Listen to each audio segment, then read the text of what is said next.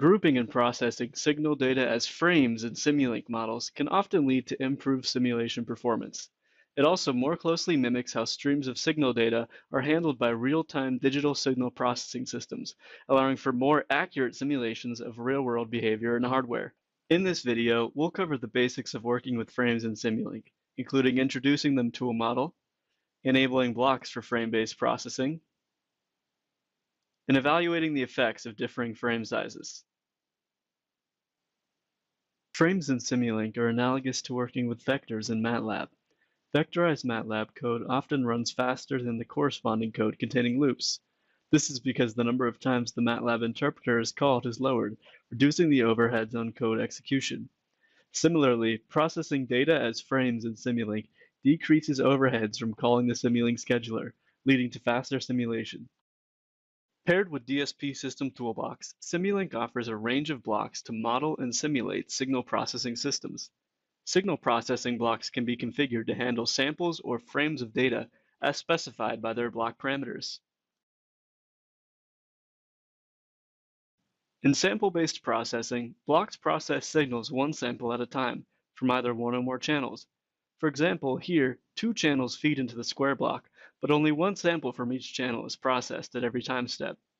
Alternatively, when blocks are enabled for frame-based processing, they process signals in groups of sequential samples called frames. The frame shown here has 2 channels, each with 5 sequential samples. The number of columns represent the channels per frame, while the number of rows represent the samples per channel. The same multi-channel signal is now processed in a frame-based manner. In a single time step, multiple samples from one or more channels are processed. To demonstrate the improved performance achievable with frame-based processing, let's take a look at an example of an application in audio signal processing. In the model, a stereo audio file is imported and processed to add a series of sound effects. The stop time of the model is set for 10 seconds. After being read by the From Multimedia file block, the audio signal is passed through a cascaded biquadratic filter with 3 sections, a flanger effect block, a reverberator block, and is finally written to the MATLAB workspace. Inspecting the biquadratic filter further, we can see that each filter section is set to operate with frame-based processing.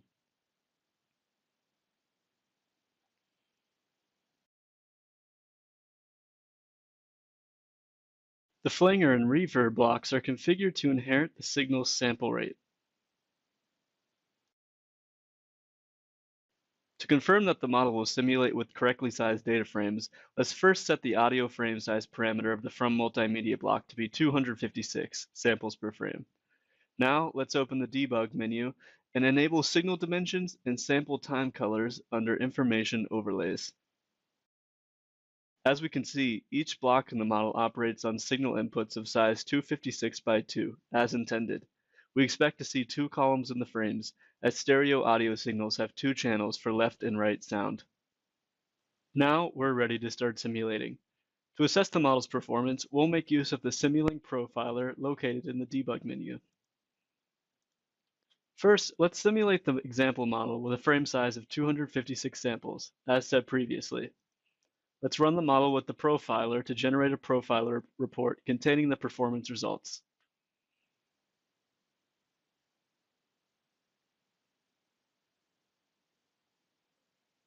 Now, let's increase the audio frame size parameter of the source block to be 1024 samples per frame, and run the profiler a second time.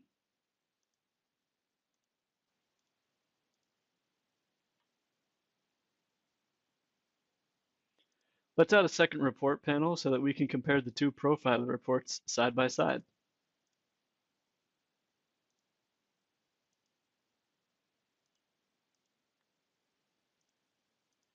Compared to the second simulation with 1024 samples per frame, we can see that the simulation run with 256 samples per frame required a greater amount of time and number of calls to blocks in the model to complete.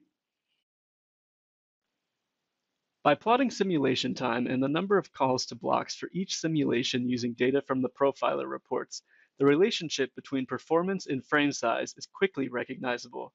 As signals processed with a greater number of samples per frame require fewer block calls, simulations benefit from reduced Simulink scheduler overhead, leading to improved performance. However, a trade-off exists in that larger frames also consume more memory, which can negatively affect the performance of complex models. In general, it's worthwhile to experiment with different frame sizes to find one that maximizes simulation performance for your model.